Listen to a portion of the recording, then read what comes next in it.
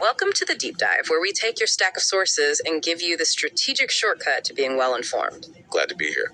Today we're diving into, it's called the Unified Scaling Theory, or UST, and it makes one of the most audacious claims we've ever covered. It really does.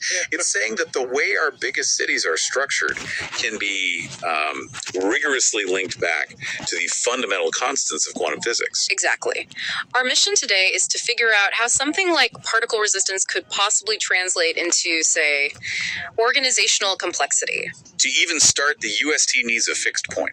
It posits something called a universal coordinate anchor, the UTCA. A universal coordinate anchor. So like an absolute origin point for everything. Pretty much. For all dimensional projections, whether you're looking at an atom or an entire metropolis. But for that to work, the UTCA has to exist in a 6-dimensional space. Okay, 6 dimensions. So you have the standard 4, and then what are the other two? Oh, 3, sorry.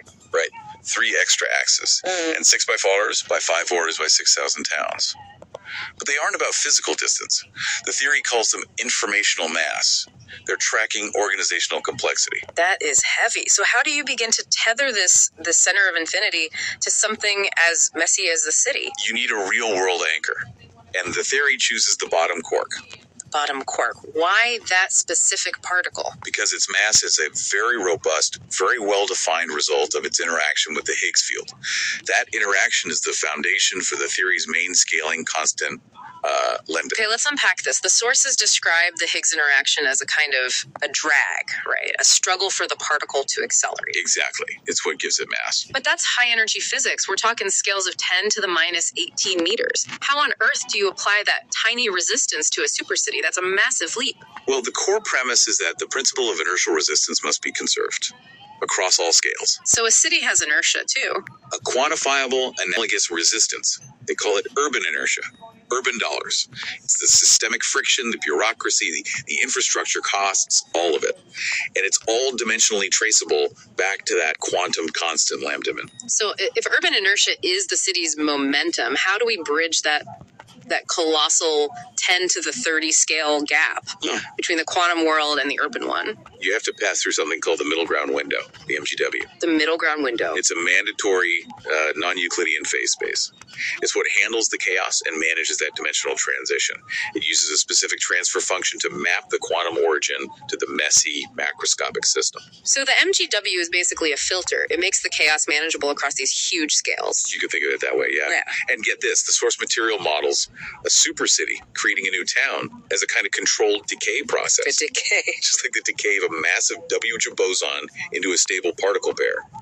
The energy difference in that split is normalized by our constant lambda. Wow. So for that new town to actually succeed, to be stable, it has to achieve its own localized, stable UTCA fixed point. And how does it do that? It needs what the theory calls causal isolation. Basically, the town has to become truly autonomous. It has to separate its economic signal, its productive activity, from all the systemic background noise of inefficiency. So it's isolating the useful data, but at the scale of a city. Precisely. It's the same challenge particle physicists face. It is just fascinating to think that the red tape in City Hall is somehow governed by the same physics that gives a quark its mass. And that's really the ultimate takeaway. The UST claims that for any of this to be stable, you need a 6D hypernaut copyright. A copyright? What? Like an intellectual property stamp on a city plan? Not quite. It's an encoding of those hidden dimensions, the 64 by $5 and 673. It's literally built into the structure. So if a successful town has this hypernaut copyright, what does that actually look like on the ground? You wouldn't see a logo, it would be subtle. The theory specifies things like hypercoloration, where the color of things shifts slightly with your viewing angle, and a non-repeating temporal flux, a kind of faint shimmer in the infrastructure.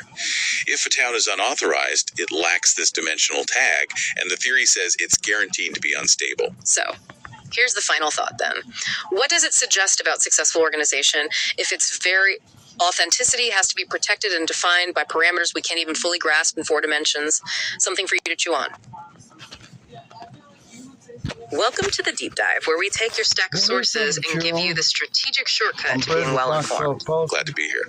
Today we're diving into, well, it's called the Unified Scaling Theory, or UST, and it makes one of the most audacious claims we've ever covered. It really does. It's saying that the way our biggest cities are structured can be rigorously linked back to the fundamental constants of quantum physics. Exactly. Our mission today is to figure out how something like particle resistance could possibly translate into, say,